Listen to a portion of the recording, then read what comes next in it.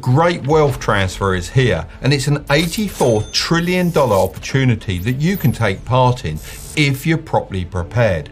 This is actually being referred to as the greatest wealth transfer in history, and it's already started. By the end of this video, you'll know what the wealth transfer is, and most importantly, how you can use it to get rich. Step 1. Follow the money. This is a super important step because if you don't know where the money's coming from, then you won't be able to take action. I mean, when I first read about this crazy amount of money changing hands, my first thought was, where's it all coming from? Funnily enough, the answer was actually staring back at me in the mirror. Boomers just like me. Well, technically, I'm a Gen X, but everyone likes to call me a boomer, so let's just go with that. We've been around longer than millennials and Gen Z and have accumulated a lot of wealth in the process. Boomers aren't the most liked on the internet, and in my opinion, this has a lot to do with their attitudes towards the younger generations. On average, boomers don't seem to respect that it's a lot harder to gain wealth nowadays and have old-fashioned advice that no longer applies. That's why I always try to keep up to date with the latest side hustles and invest in trends so that I can give actionable tips in my videos that still work. I think a lot of the resentment also comes from the fact that baby boomers also own most of the businesses, real estate and stocks, while saying things like, why don't you have a house yet? I got mine when I was 20 years old. However, that is coming to an end, as it's predicted that in the coming years, 45 million households will transfer $84 trillion to millennials and Gen Zs. But it's not the people receiving the money that should be most excited. It's those that think like an entrepreneur and investor. That's because whenever there's a huge transfer of money, there are big opportunities for the smart people that position themselves correctly. I mean, most people don't know how to manage their money, which means they're likely to spend more. And therefore, all you have to do is position yourself in the right place to reap the rewards. So, the boomers that have been so despised will start to pass away, and their children and grandchildren are going to start inheriting mass amounts of wealth, making millennials the wealthiest generation ever. Because of this, there are certain sectors that are set to explode, especially in the tech space, as more and more money is flowing into these industries.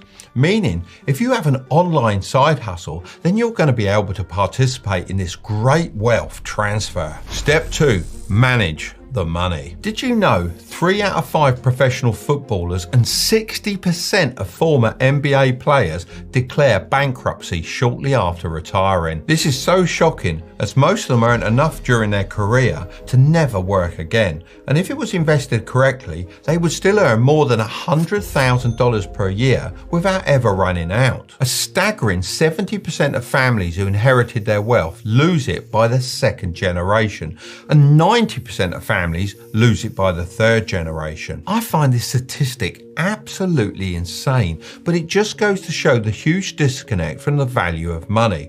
I think the best term to describe this would be easy come, easy go. Once it reaches the third generation, the people in control of the money become completely disconnected with how hard that money was to earn. I always taught my son Curtis that money wasn't easy to make, and it is something that must be valued and used wisely. This did make me seem a bit of a harsh dad, because when his friends got the latest phones and game consoles, I would always tell him he had to save up his own money, which he made by picking up leaves in the garden and other odd jobs around the house. When he started his first business, I also made it very clear that he could have as much advice as he wanted, but no money to help him. This is because when it comes to making money, the first $100,000 is the hardest, and the lessons you learn along the way are very valuable. He now has a net worth of over $1 million at the age of 25, and because he made it himself, I'm confident he'll know how to manage it correctly. Just to back up this point, a study recently found that around 68% of those with a net worth of $30 million or more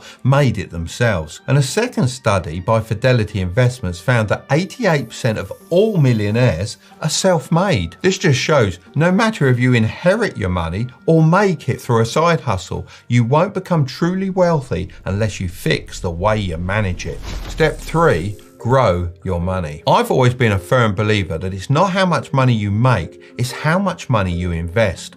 Of course, the more you make, the more you're able to maximize your investments. But wealth building is mostly down to strategy and psychology. So let's dive into how you can grow your money like the richest people in the world do.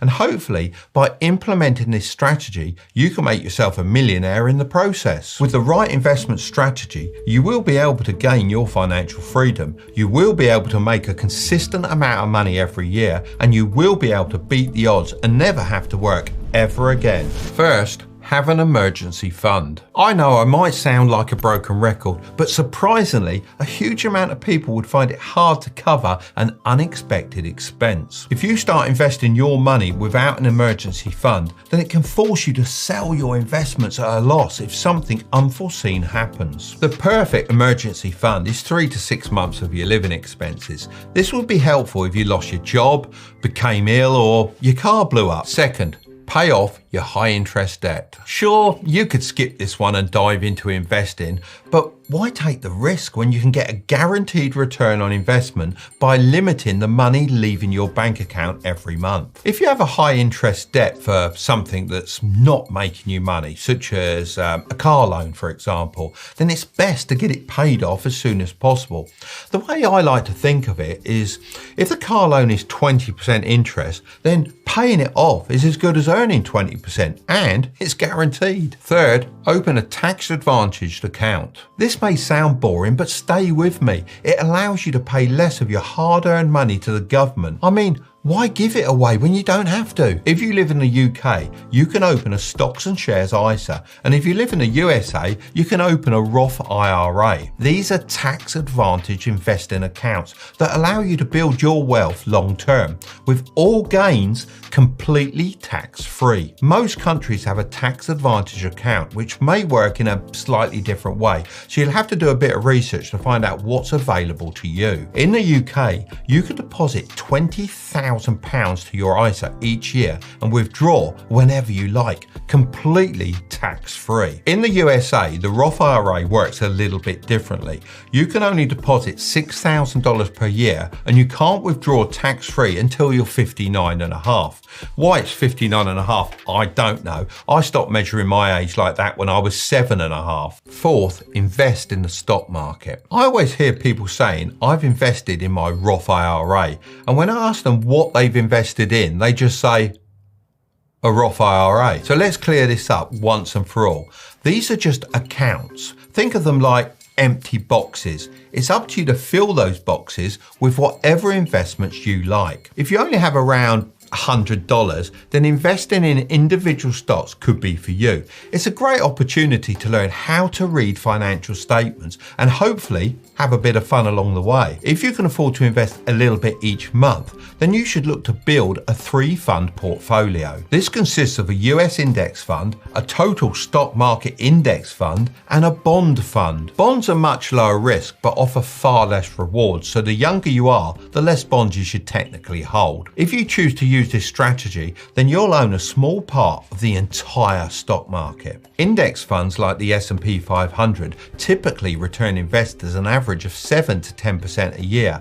There are tons of compound interest calculators online that you can use to work out your retirement or freedom figure based on what you can afford to invest. Fifth, consider cryptocurrency. I know crypto doesn't have the best reputation at the moment. However, with crypto being the tech version of money, it makes sense that this could see growth in the future. I'm not saying invest a large percentage, but it's probably a good idea to have a little bit of skin in the game, especially when prices are low and people aren't talking about it a lot. I usually stick to the blue chip coins such as Bitcoin and Ethereum and invest no more than 5% of my portfolio. I like to buy and hold long term, just like I do when I'm investing in stocks. But I'm not oblivious to the fact that some of you guys decide to trade crypto with a smaller amount of money. So here are some words of wisdom from me. When investing in crypto or even trading, it's important to use a tool that prioritizes your safety and provides you with the necessary data you need. You need to look for a platform that has state-of-the-art encryption subscription and holds your assets one-to-one,